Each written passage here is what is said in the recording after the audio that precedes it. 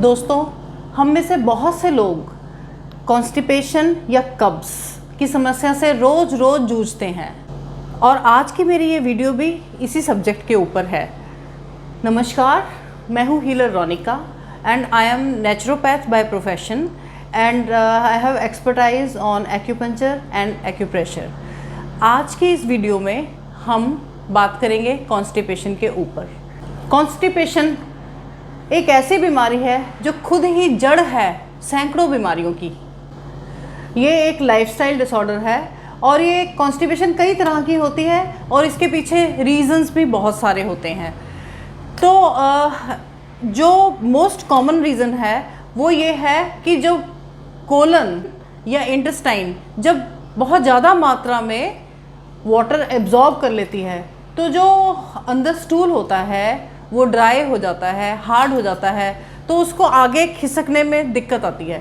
तो इसलिए जनरली लोग कॉन्स्टिपेटेड फील करते हैं और उनको मल को त्यागने में या इवैक्यूएट करने में दिक्कत आती है।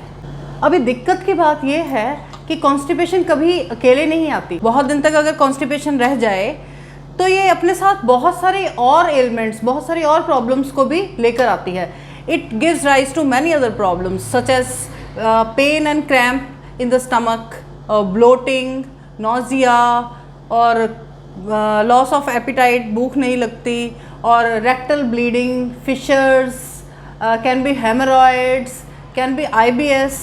So many problems come along with the constipation. जैसे कि मैंने बताया कि ये एक लाइफस्टाइल डिसऑर्डर है। हमारी लाइफस्टाइल में कुछ ना कुछ तो गड़बड़ी है जो ये प्रॉब्लम आई है। इसके मेन रीजंस होते हैं, अगर हम लो फाइबर फूड खाते हैं जिनके अंदर फाइबर्स कम हो, या हाई फैट बार बार घी चिकनाहट खाने से भी ये प्रॉब्लम आती है, और highly processed food also leads to constipation. Then refined food, जो लोग बहुत ज़्यादा रिफाइंड फ्लोर खाते हैं, रिफाइंड ऑयल खाते हैं एंड रिफाइंड शुगर्स खाते हैं, that is actually not good for your stomach, that is not good for your GIT। इसके अलावा टाइम पे ना खाना, ये एक बहुत गलत बात है। कुछ लोग सुबह खाना खाते हैं, उसके बाद सीधा शाम को ही खाते हैं, और कुछ लोगों का टाइम नहीं होता कुछ खाना खाने का। That also leads to constipation and other digestive problems. जो सबसे इम्पॉर्टेंट पॉइंट है वो मैं आपको बताऊं, वो है hydration. You have to keep yourself hydrated which is very very important. कुछ लोग क्या करते हैं, स्टूल पास करने के लिए लेग्जेटिव का इस्तेमाल करते हैं। जैसे कि कोई चूरन ले लेते हैं या कोई दवाइयाँ ले लेते हैं या इस तरह की कोई और चीज़ें लेते हैं। ओके, शुरू में तो कोई प्रॉब्लम नहीं, आप आराम से स्टूल पास कर लेते हैं, लेकिन दिक्कत आती है जब आपको इन लेग्जेटिव्स की आदत पड़ जाती है। फिर उन लेग्जेटिव्स से आपका काम नहीं चलता, या तो आपको हाई डोज लेनी पड़ती है उसकी, या आपको फिर स्विच करना पड़ता है from one laxative to another laxative and you become a patient of not only constipation but many other diseases. अभी तक तो बात हुई कारण की, चलिए अब चलते हैं निवारण की तरफ। तो करना क्या है कॉन्स्टिपेशन ना हो, इसके लिए सबसे पहले तो हमें ध्यान रखना है अपने लाइफस्टाइल का। You have to drink enough water, you have to keep yourself hydrated. Keeping yourself hydrated is very very very important. This is one thing. The second thing is आपको बहुत सारे fibres लेने हैं अपने food में। Fibres work like a brush actually. जब हम कुछ भी खाते हैं, जब हमने पहले बहुत सारे फाइबर्स खा रखे हों, तो अगर हम गलती से कोई चीज़ गलत भी खा लेते हैं तो भी हमें इवैक्यूएट करने में वो हेल्प करते हैं, स्टूल पास करने में वो हेल्प करते हैं और हमें कॉन्स्टिपेशन होने नहीं देते।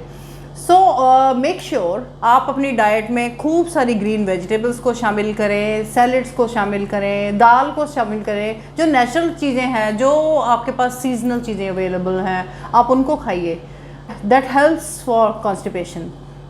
और तीसरी चीज़ है दही, curd. Curd is very good for your gut health. जो आपकी डाइजेस्टिव हेल्थ है उसके लिए दही बहुत अच्छा काम करती है। तो दही में क्या होता है, उसमें लैक्टोबैसिलस एंजाइम्स होते हैं which helps prevent the flatulence, the digestive disorders and many other things. So all these three things not only prevent your constipation, it may help you prevent the colon cancer as well. So what you have to keep in mind is, जो ध्यान देने की बात है वो ये है कि हमें बहुत सारा पानी पीना है, बहुत सारे फाइबर्स खाने हैं, रिफाइंड फ्लोर नहीं खाना, और कर्ड दही को अपने फूड में शामिल करना है। इसके साथ साथ आपको इस चीज़ का ध्यान रखना है कि आपको जंक फूड्स अवॉइड करने हैं जहाँ तक हो सके। और एक बड़ा चलन है खाने के बाद मिठाई खाने का, आइसक्रीम खाने का, कोल्ड ड्रिंक पीने का, जो अपने आप में एक बहुत गलत चीज़ है।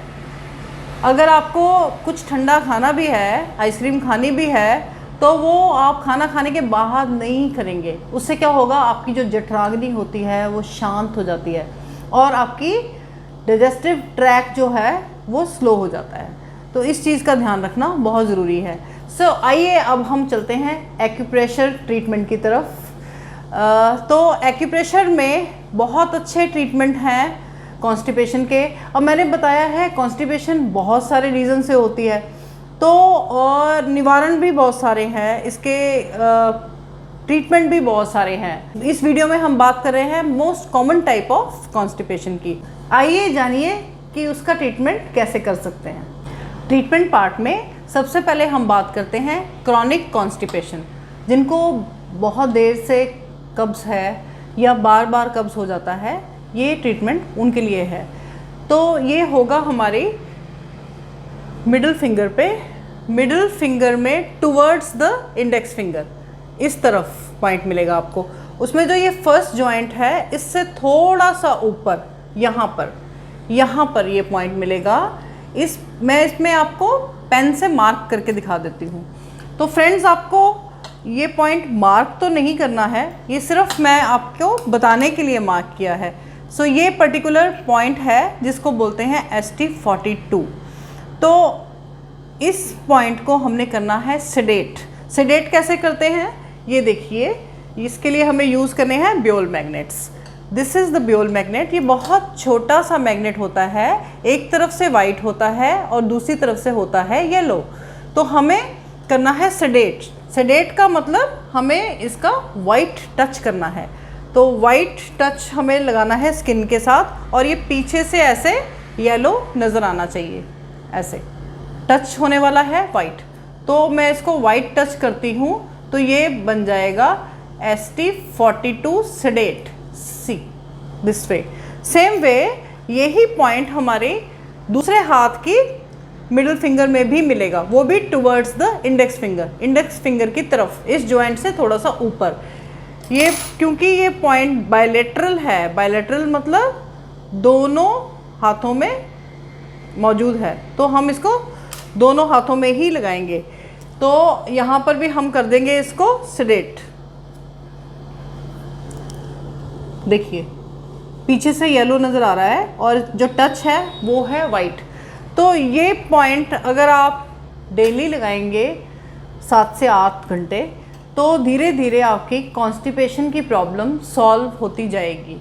इसके साथ साथ आपको मेक श्योर अपने लाइफस्टाइल की तरफ भी और अपने फूड की तरफ भी पूरा ध्यान देना है। एक और ट्रीटमेंट आपको बताती हूँ कॉन्स्टिपेशन का, जो है ऑर्गन क्लॉक के हिसाब से। ऑर्गन क्लॉक में जो हमारी ऑर्गन क्लॉक होती है उसमें जो लार्ज इंटेस्टाइन का टाइम है वो है मॉर्निंग 5 o'clock से 7 o'clock तक। तो आपका मल त्यागने का, फीसिस इवैक्यूएट करने का जो बेस्ट टाइम है वो यही है, क्योंकि इस समय लार्ज इंटेस्टाइन जो है वो एक्टिव होती है, ये उसका पर्टिकुलरली टाइम है। तो अगर आप चाहते हैं कि इस morning 5 o'clock 5 AM to 7 AM इसके बीच में आपको मल त्याग होना ही चाहिए, तो उसके लिए बेस्ट है पॉइंट जिसको बोलते हैं LI1। LI1 जो है वो लार्ज इंटेस्टाइन का हॉररी पॉइंट है। हॉररी पॉइंट का मतलब है वो लार्ज इंटेस्टाइन को और स्ट्रॉन्ग करेगा उस पर्टिकुलर टाइम में, मॉर्निंग 5 o'clock से 7 o'clock तक। तो ये बहुत इजी है करना और ये बहुत ही कारगर ट्रीटमेंट है, इसीलिए इस वीडियो में मैं इसको कवर कर रही हूँ। इसका पॉइंट ये देखिए, ये जो इंडेक्स फिंगर है हमारी, जो थंब के पास वाली, इसमें जो नेल के पास यहाँ पर है लार्ज इंटेस्टाइन का फर्स्ट नंबर LI1। मैंने जैसे पेन से मार्क किया है, आपको ऐसे मार्क तो नहीं करना, तो आपको यहाँ पर लगाना है ब्योल मैग्नेट। अगेन वही वाला ब्योल मैग्नेट जो एक तरफ से वाइट होता है और एक तरफ से येलो होता है, लेकिन इस केस में हमें इसको करना है टोन। हमें इसको टोन इसलिए करना है कि हमने अपनी क्योंकि वो मैंने बताया था लार्ज इंटेस्टाइन का हॉररी पॉइंट है, ये लार्ज इंटेस्टाइन का टाइम है और इस समय हमने अपनी लार्ज इंटेस्टाइन को स्ट्रॉन्ग करना है। वो स्ट्रॉन्ग होगी तो आराम से वो उसका फंक्शन अच्छा हो जाएगा। फंक्शन अच्छा होगा तो उसका फंक्शन क्या है, उसका फंक्शन है मल त्यागना, तो वो मल त्यागने में आपकी हेल्प करेगी, बहुत ईजी। तो ये देखिए, इसको हमने इस तरह से लगाना है, जो टच होना चाहिए वो होना चाहिए येलो और उल्टा नज़र आना चाहिए, पीछे से नज़र आना चाहिए वाइट। तो लार्ज इंटेस्टाइन के फर्स्ट पॉइंट पे मैं इसको इस तरह से लगा देती हूँ। सेम बात कि ये पॉइंट भी बायलेटरल है, तो ये दूसरे हाथ में भी मौजूद है। अगेन इंडेक्स फिंगर पर, थंब साइड पर, नेल के थोड़ा सा नीचे LI1 को इधर भी हम करेंगे टोनिफाई, टोन इस तरह से हम लगाएंगे।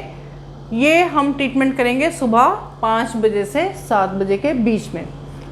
दोनों ही ट्रीटमेंट्स बहुत कारगर हैं, बहुत इजी है लगाने, क्योंकि सिंगल पॉइंट से बताए हैं मैंने, ताकि आप लोग आराम से इसे कर पाएँ। दोस्तों ये वाले पॉइंट्स लगाने बहुत इजी हैं, आप ज़रूर लगाइए और अपने फीडबैक भी हमें दीजिए। इसके अलावा अगर और किसी बीमारी के बारे में आप जानना चाहते हैं तो आप हमें पूछ सकते हैं, या अगर आप हमें कंसल्ट करना चाहते हैं तो नीचे दिए हुए नंबर पर आप हमें कॉल भी कर सकते हैं। इस वीडियो को एंड तक देखने के लिए बहुत बहुत शुक्रिया, और मैं अप्रिशिएट करूँगी अगर आप इस वीडियो को आगे भी शेयर करें ताकि और लोग भी इससे फ़ायदा उठा सकें।